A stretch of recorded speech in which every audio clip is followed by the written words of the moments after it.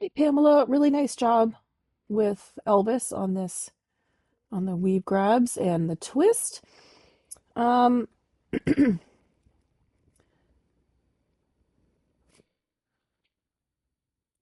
yes, good position on this first one. So you have the line nice and open.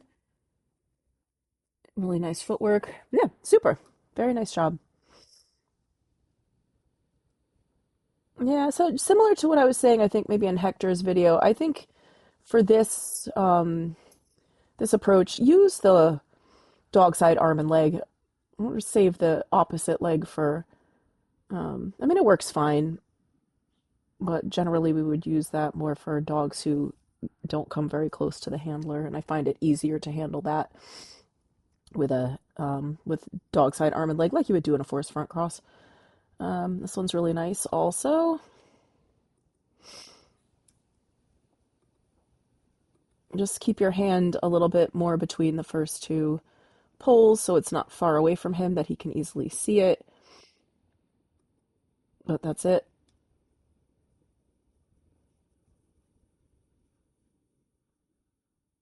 Super. Good. The grab to weaves are going great. Now the twist, um, it's in the hip rotation. So you have to be careful that once the dog is committed, that now you're moving backward. But I think in this twist, you are not ahead enough. I guess I can't put it back any farther.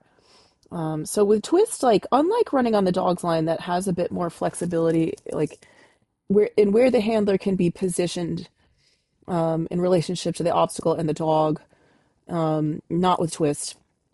You have to be in this position when your dog is somewhere still on the approach line to the backside.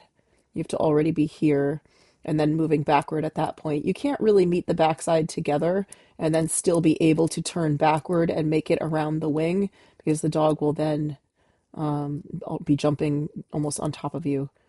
And so it becomes very hard, even with a smaller dog, to do it. When you got it done, you're only just a bit ahead there.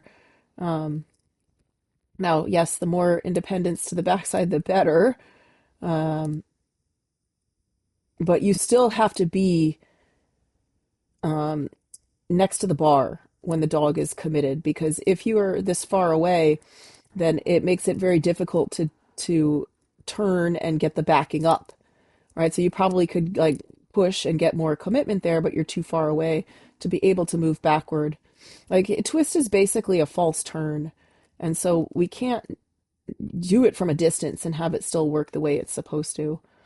In terms of cueing the dog to come over the bar. I mean, if you're far away then and you turn, they will, but then you're too far out of position to make it to the correct side of the jump. So you really do have to move along the jump in twist. So you have to be ahead of the dog and in that position, which is another reason why we have running on the dog's line because it's a little bit more flexible in terms of what the handler position can be. But this is good because if you can do it from here, not bad, but you still needed to back up and you stayed still. Um, but you see, like even from this distance to the backside, you still have to be on top of the jump. Like you have to be there. But then as soon as he commits, you then need to back up. And I think your feet have a tendency to want to go sideways. See? So backward.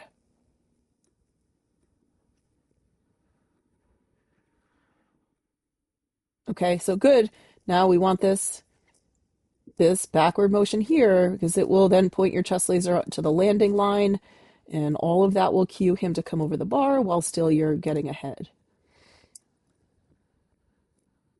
So it's just a little bit of like wrong direction there and too soon turning back that you should be moving. By the time he's there, you should have already backed up to somewhere here along this line and then you can turn back when you're somewhere there, but not this close together. All right, but good job. So the twist is a tough one. That's why we have running on the dogs line, and that's why we really just more focus on that one. But good to know how to do it. So let me know if you have any questions, and we'll see you next time.